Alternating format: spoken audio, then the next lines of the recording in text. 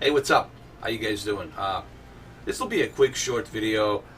A lot of people have been asking me regarding a standard dynamic range on watching your regular channels, your regular content on standard dynamic range, and what would I recommend in terms of contrast and backlit? Because this is the two key important things that some people don't seem to understand.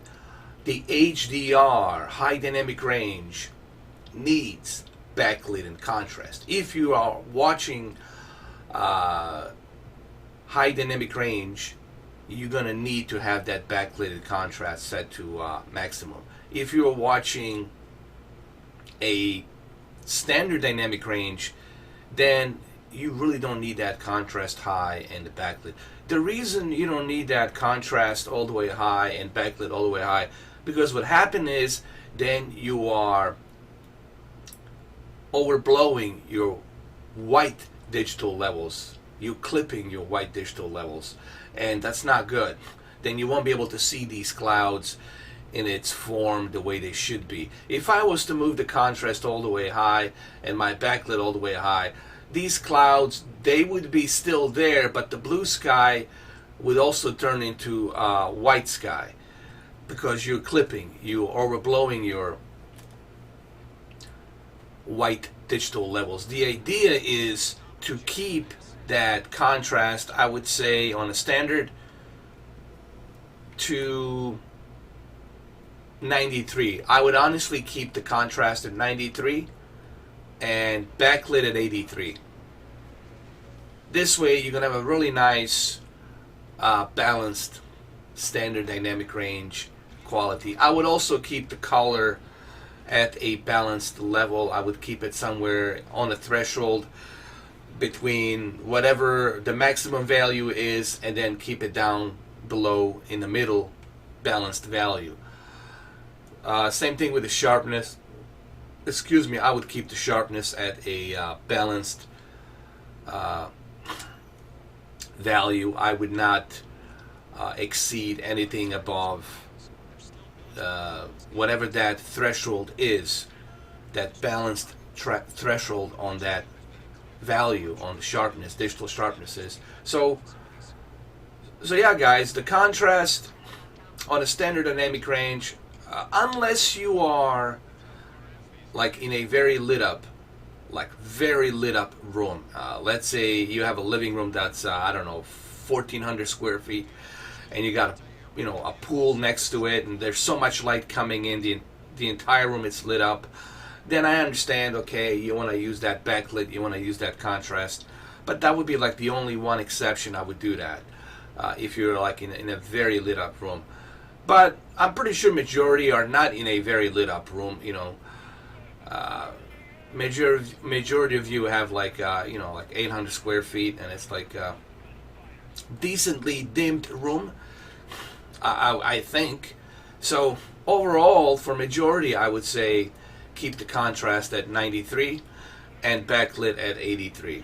That's what I would recommend, honestly.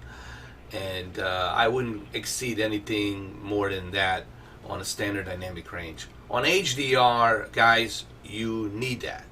On HDR, you have no choice. On HDR, if you don't have that backlit and if you don't have that contrast set to maximum, then you're not taking the advantage of high dynamic range. High dynamic range and standard dynamic range are like fire and water.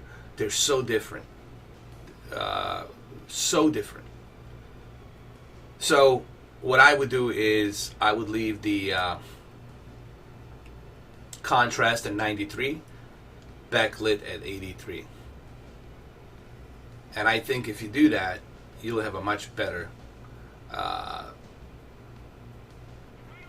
well, I wouldn't say like a super great picture quality, but you'll have a much better redefined picture for standard dynamic range.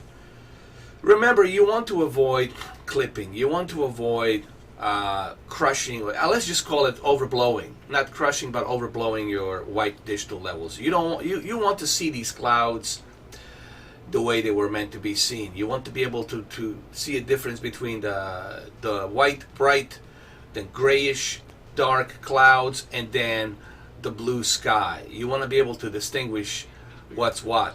And the only way you can distinguish that is if you have a balanced contrast and backlit on your panels. So yeah, very short, just like a short little video I wanted to do. I would stay away from moving that contrast all the way high and backlit all the way high on standard dynamic range. On standard dynamic range, you really don't need it unless you are, like I said, in a very lit up room, like super lit up, like Staples or Madison Square Garden kind of arena lit up, you know. But if you're not, then you don't have to move that all the way high. I don't know if you guys have seen my settings, if I have shown it to you. On the standard dynamic range, I don't do it. If you look at some of my videos that I've shown you the settings for the cable, I don't use the contrast all the way high. I keep it at 93. Same thing with the backlit. I keep it at 83. Doesn't matter if it's an OLED or if it's a LED, LCD, backlit, QLED. It applies to all of the panels. You don't need to crank up that contrast. Even on my monitors, I don't do that. You know. Remember, the key thing is for you to see the picture quality in the most natural, balanced way, and that's what that's exactly what the calibrators are looking for. They're looking for that sweet spot, for that balanced picture. And how do you get that balanced picture? Well, they're using equipment to do that. They're using software, computer to determine the value, proper value for that television, depending on that television peak brightness, type of panel, so they can determine what would be the best balanced value. But you don't honestly need a professional calibrator to even determine that for you. You can use your eyes and you can tell, okay, how much, you can tell if you are overblowing your white digital levels. I can tell with my own two eyes. I can also tell when I'm crushing my digital black levels. And I can tell when I'm oversaturating my color. And I can also tell when my sharpness, it's being way too over sharpened on my pixels. I can see the outlines coming out.